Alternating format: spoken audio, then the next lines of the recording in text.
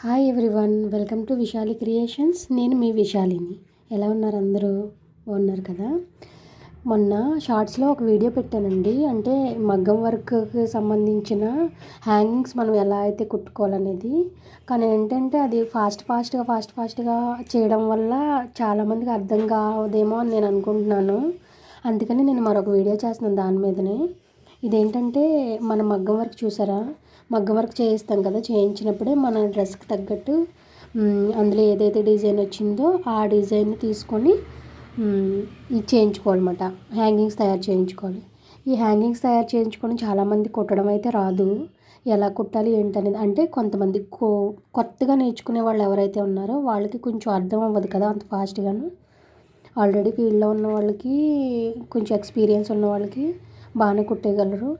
ఎవరైతే కొత్తగా నేర్చుకుంటున్నారో వాళ్ళకి చాలా ఇబ్బందిగా ఉంటుంది కదా, అర్థం కాదు అంత తొందరగా. అందుకని నేను మళ్ళీ ఇంకొక వీడియో చేస్తున్నాను. ఇప్పుడు చూసారు కదా, ఇవి మనం కుట్టించుకునేటప్పుడు 4 కుడతారండి ఇలాగా. ఈ 4 కూడా అటాచ్ చేయాలన్నమాట. నేను చూసారా డ్రా చేస్తున్నాను కదా, అలాగా మీకు కొత్తగా నేర్చుకునే వాళ్ళకి ఇలా డ్రా చేసుకొని కట్ చేస్తే ఈజీగా వస్తుంది అన్నమాట. మనం కుట్టిన దానికంటే కొంచెం ఎక్స్ట్రా క్లాత్ అనేది ఉంచుకొని దాన్ని ఇలాగా డ్రా చేసుకుని కటింగ్ చేయాలి. నేను ఎలా కటింగ్ చేస్తున్నానో చూపిస్తాను మీకు. సేమ్ మనం ఏదైతే డ్రా చేసుకున్నామో దాని మీద నుంచి కటింగ్ చేసుకోవాలి. ఇలా ఇది ఈ షేప్లో ఉంది కదా, కొంచెం లీఫ్ షేప్లో ఉంది కాబట్టి లీఫ్ షేప్లో కటింగ్ చేయాలన్నమాట.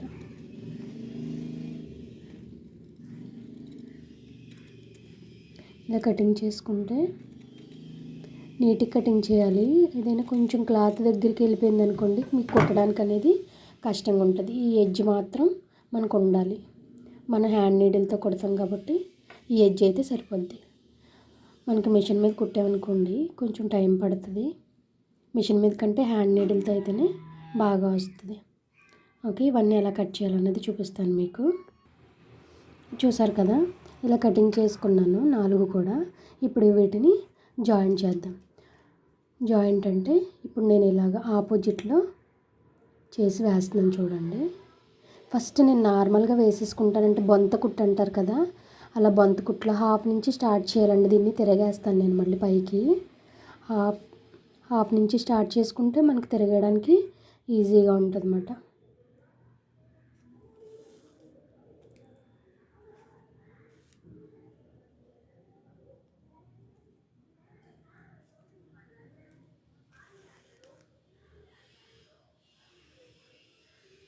ఓకే, ఇలా చిన్న బొంత కుట్లో ఫస్ట్ దీని మీద మళ్ళీ ఇంకో కుట్టేయాల్సి ఉంటుంది. నార్మల్గా చిన్న బొంత కుట్టు వేసుకుంటే మనం తిరగేయడానికి ఈజీగా ఉంటుంది అన్నమాట.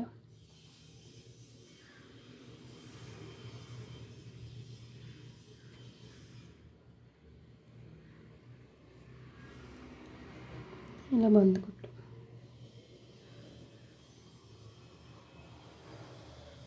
కరెక్ట్గా వర్క్ దగ్గరికి వేయాలి. ఎందుకంటే మనం చేసుకున్న వర్క్ 2 జాయింట్ అయినట్టు ఈ బ్లూ కలర్ క్లాత్ అనేది మనకు కనిపించదు అన్నమాట. చూసారు, ఇక్కడి నుంచి ఇక్కడికి వేసుకున్నాను కదా నేను. ఇప్పుడు దీన్ని తిరగేస్తాను.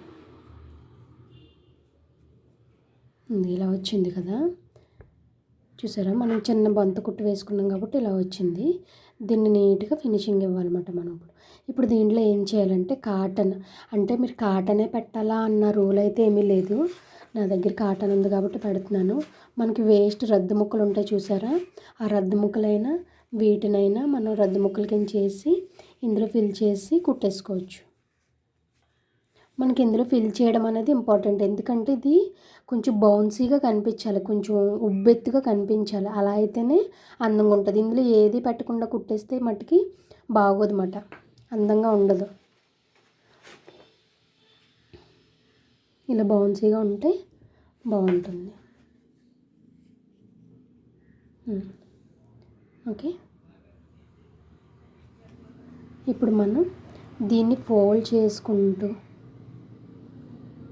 ఇలా లోపలికి ఫోల్డ్ చేయాలి. లోపలికి ఫోల్డ్ చేసి అటు నుంచి ఇటు కొంచెం టైట్గా లాగితే మనకి క్లాత్ కూడా కనిపించదు అన్నమాట. చిన్న థ్రెడ్ వర్క్ ఒకటే మనకు కనిపిస్తుంది.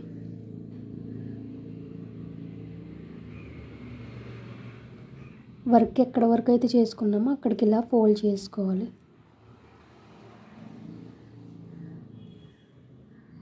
ఇలా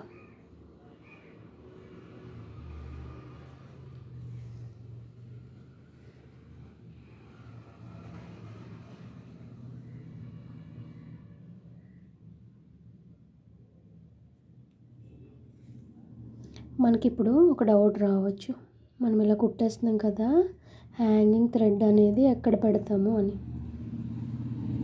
ఇప్పుడు పెట్టేస్తాను చూడండి. మనకి కరెక్ట్గా ఈ ఎడ్జ్లోనే కదా మనకు రావాలి. కరెక్ట్గా ఈ పాయింట్లో మనకి హ్యాంగింగ్ థ్రెడ్ అనేది రావాలి. నేను నార్మల్ క్లాత్ హ్యాంగింగ్ థ్రెడ్ కాకుండా నార్మల్ రెడీమేడ్ థ్రెడ్స్ ఉంటాయి కదండి, అవి తీసుకున్నాను. ఇది చూసారా, చివరైతే 3 వేసుకున్నాను. అంటే బయటకు అంత తొందరగా రాకుండా చివరిని చిన్న 3 వేసుకున్నాను. వేసుకుని దీన్ని లోపలికంతా పెట్టుకోవాలన్నమాట. లోపలికి పెట్టేసి కరెక్ట్గా ఈ ఎడ్జ్ దగ్గరికి వచ్చేటట్టుగా ఈ క్లాత్ని ఇలా ఫోల్డ్ చేసుకోవాలి. నీడిల్తో అయితేనే బాగా అవుతుంది మనకి. ఇలా నీట్గా ఫోల్డ్ చేసుకొని కుట్టాలి.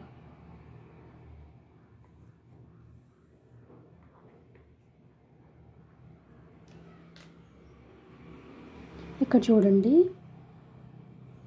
ఈ థ్రెడ్ అనేది కూడా లాక్ చేయాలన్నమాట. మనం క్లాత్తో పాటు థ్రెడ్ కూడా లాక్ చేస్తేనే మనకి ఆ థ్రెడ్ అనేది బయటకు రాకుండా ఉంటుంది. చూడండి, థ్రెడ్కి కూడా గుచ్చాలి కుట్టేటప్పుడు.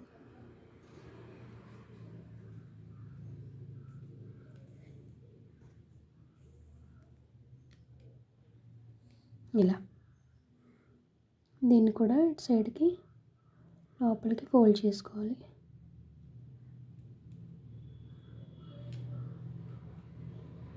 ఇలా ఫోల్డ్ చేసుకుని థ్రెడ్ అనే దగ్గర మట్టుకి చాలా ఎక్కువ కుట్లు వేసుకోవాలి. ఎందుకంటే థ్రెడ్ ఊడిపోకుండా ఉండడానికి. మనకి మిషన్ మీద అయితే రఫ్ చేసేస్తాం కాబట్టి పెద్ద ప్రాబ్లం ఉండదు.